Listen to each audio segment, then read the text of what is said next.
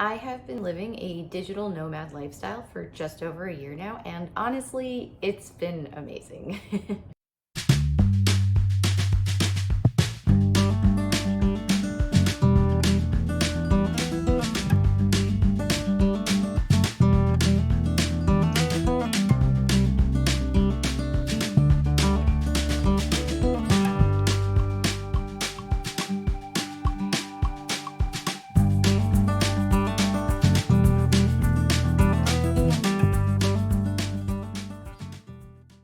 There have been some lessons along the way, including some that were surprising to me, so I thought I'd make a 1 year retrospective covering what I've learned in the past year of living as a digital nomad.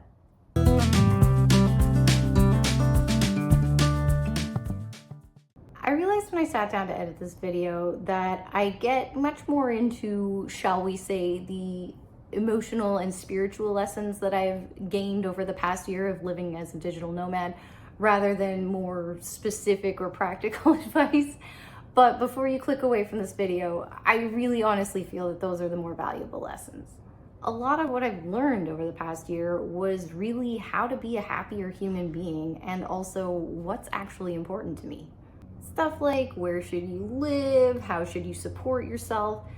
Honestly, that stuff's logistics and it's relatively easier to sort out. On the other hand, stuff like your thoughts and your feelings and whether you're using your brain in a way that works for you instead of against you, that stuff's a lot trickier to figure out. That being said, if you do have logistical questions about living a digital nomad lifestyle, put them in the comments and I'll do my best to answer. So, in no particular order, here are some of the things that I have learned. So, I've lived in 6 different condos over the past year, and I've come to realize that I actually really prefer living in small spaces to living in larger spaces. And in retrospect, that's not really surprising. When I was a kid, I used to turn my closet into a small room within my room where I could use it as an art studio or a reading nook or a craft room for whatever hobby I was really into at the time. Yeah, I used to bring a light in there, and I don't know, I just liked the coziness of being in that small space. So nothing's changed as an adult. I think like the idea of living in an RV or living in a cabin out in the woods is like really appealing to me, except for the lack of modern conveniences. I feel like for me, a condo is like a good halfway point where, you know, it's still a small cozy space, but I have running water, hot water, air conditioning, things like that I do enjoy as a human. And then between work, taking classes, running errands, and doing fun stuff, I just don't end up spending all that much time in my living space. Like I'm there in the evenings and on the weekends for a bit, but other than that, I'm usually out and about quite a bit. So again, it doesn't bother me in the slightest that it's not a large space. I also like to separate my workspace from my living space. I just find it helps me set boundaries around not working literally all of the time and that kind of thing. So although I could work from home, I very much prefer to work at a co-working space, and ideally I like it if I can live about a 10 to 15 minute walk away from it. That way I get my morning exercise as well as the sunlight in my eyeballs, because Andrew Huberman said we need to do that, and he seems to know what he's talking about. So I try to set my life up in that way. It's just, I don't know, I find it helps with my mood and my energy levels during the day, and then I'm better at work. That works for me. And because I have so few things, possessions at this point, I don't need places to store them. So right now we're in a condo that I think is probably about 500 square feet. So it's plenty of space for us, no problem. And the other thing too was that the house we were living in before, the one that we owned, it was just too large for us. Like really, it was meant for like a family of 5 at minimum, I think. And we were just 2 people. And then there was our tenant downstairs and her little dog. But that was a whole separate area. So I guess technically it was the 4 of us, but it was still way too much house for us 4. So one thing I've come to realize is that having a lot of stuff, like possessions, things, actually creates a lot of anxiety for me and like really stresses me out. The only things that I really own and really need on a regular basis are my clothes, obviously. I need my computer because that's how I work, stay connected with people, and also do my YouTube. I need one hobby at most.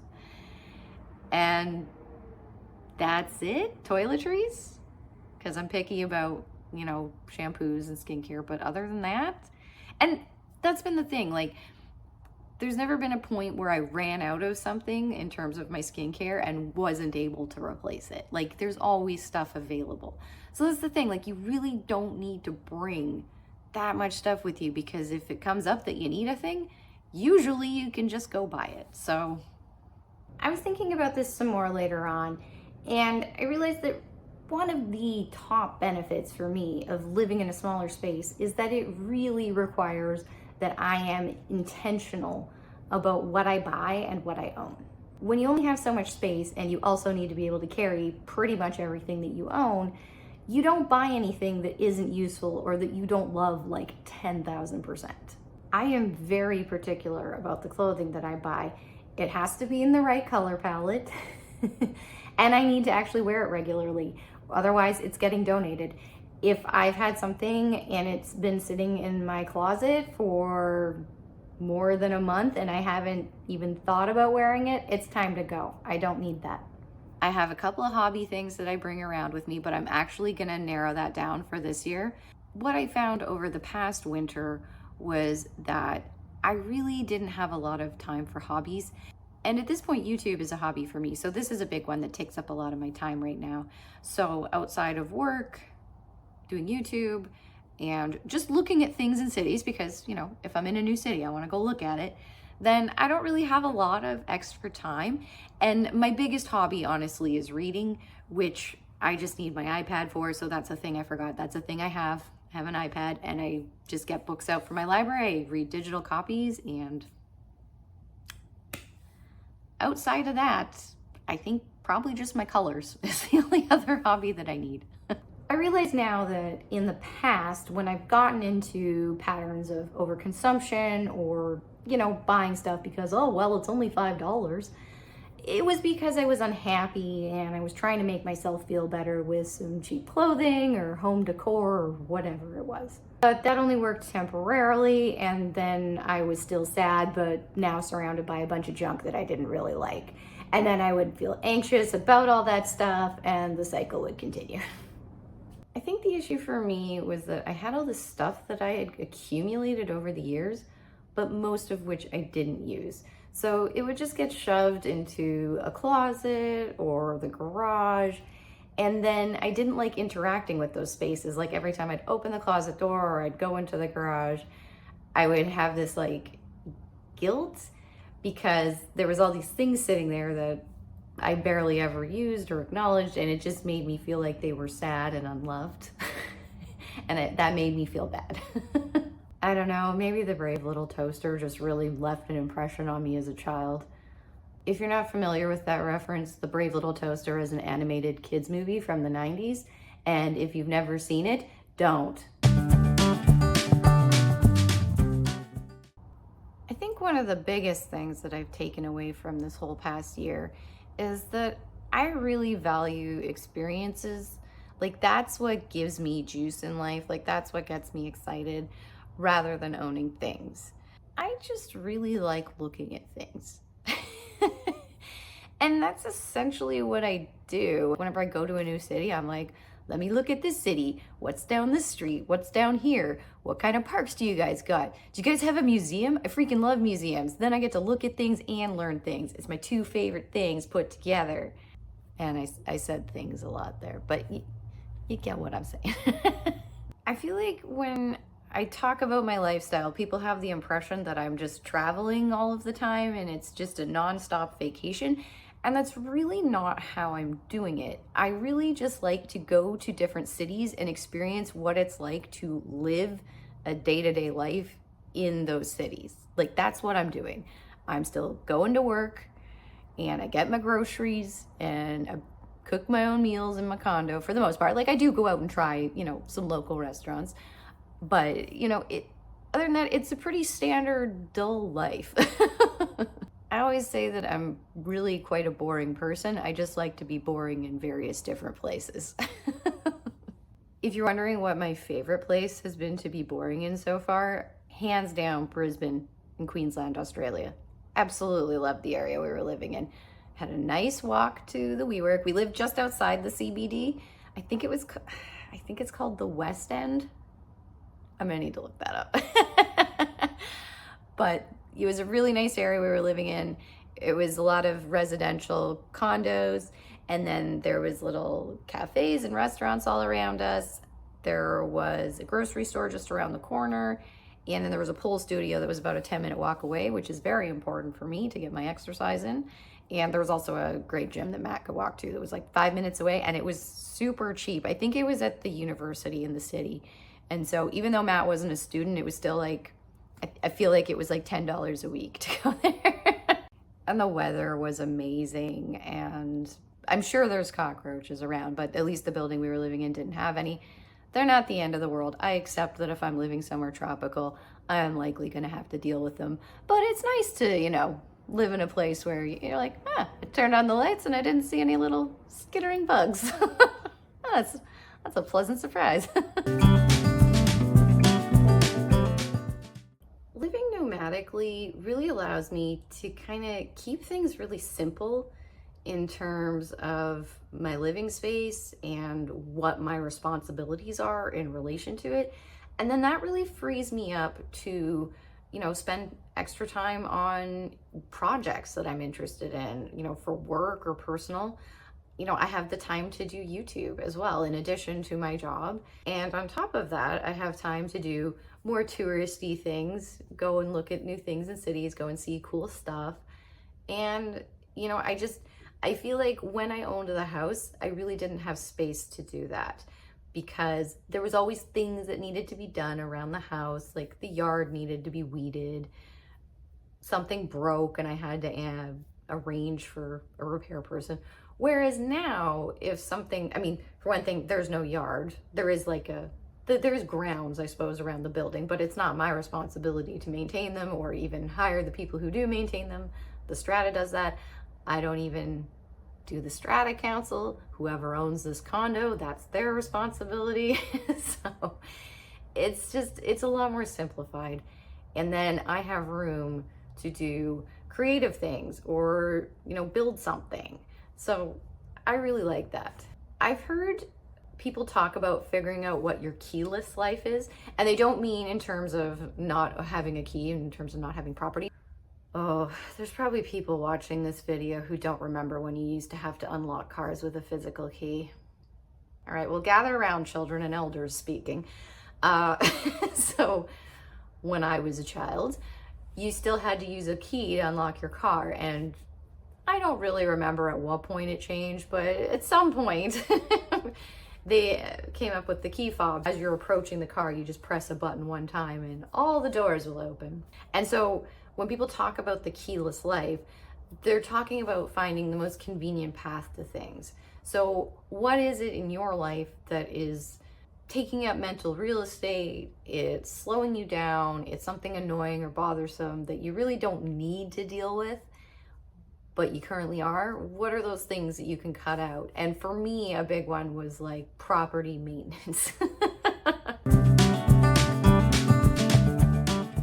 So I guess my biggest takeaway from the past year is that really there are no rules. You can just create the life that you want. It doesn't matter if it's not the typical life path or it's not what your parents want you to do or, whatever. You can't worry about what other people's expectations are. You just have to figure out, what are your priorities? What matters to you? What do you actually value? And then figure out what kind of life would best, what am I saying? This is hard to put into words. Come on, girl, you're nearing 40. You should be wise by now. Okay. I think what it is, here's my philosophy on life. Here's the conclusion to my TED Talk. Figure out what's important to you. Like, what gets you excited? What makes you happy? What do you get fired up about? And then build your life around that. And who cares if it's weird, if it's not conventional, if, as far as you know, nobody else is doing it. Just try it. That's the thing. You don't have to commit to anything forever. Like, when I started this out, I was like, we're gonna try it. And if a few months in, I freaking hate this and I'm uncomfortable and I wanna go home, I can go home. It's fine. And I feel I should clarify here that we did do a test run before fully committing to the digital nomad lifestyle and selling our house. And it was kind of by accident. We always knew that we wanted to snowbird. That was something we talked about for years, but we'd always figured that we'd keep the house while we were doing it. So finally, in late 2022, beginning of 2023, we spent almost 4 months living in Honolulu. A few weeks in, I realized that I actually hadn't missed the house at all, and in fact, it had been a relief to be away from it. I also realized that I loved living somewhere walkable, which wasn't possible where we were currently living, and I really enjoyed working at the co-working space, also not available back home. So it was clear to me that a change was needed, and I actually decided to sell the house before we got back to Canada. I just knew that I couldn't go back to that long term. You know, I think there were people in my life, my mom, who was worried that, you know, we were gonna sell the house and several months down the road be like, oh, we made a big mistake and really regret that decision. But I felt pretty clear on the fact that living in the house, owning it, maintaining it, dealing with everything that went with it was not the right path for me. And I can now say with 100% certainty that that was correct. There has not been a day, not one day that has gone by since we sold the house and moved out of it that I have missed it. So even though it's the thing that is what everyone typically does, you know, you go to university, you get the job, you buy the house, you raise kids, I just knew that that wasn't right for me. And I was like, okay, well, I'll at least do the house thing because I'm not doing anything else normal here, and I feel like I needed to throw my parents a bone. But you know what? That wasn't right for me either. So at this point, I've just accepted that I'm, let's say, atypical, and that's fine. That's totally fine. So my advice is just do what makes you happy. It's really the most important thing. Because when you're happy, then you're in a better position to help other people, help important causes. If you're not exhausted from trying to meet other people's expectations all the time and trying to force yourself into enjoying a lifestyle that you just don't, like, that is exhausting. So when you take that away, you can do so much more. You could make great art. You could figure out a new technology that's going to revolutionize things or help a lot of people. You know, like, there's no limit. So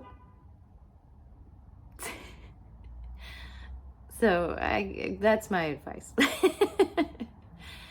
Is do what makes you happy. Follow what it is that makes you feel excited.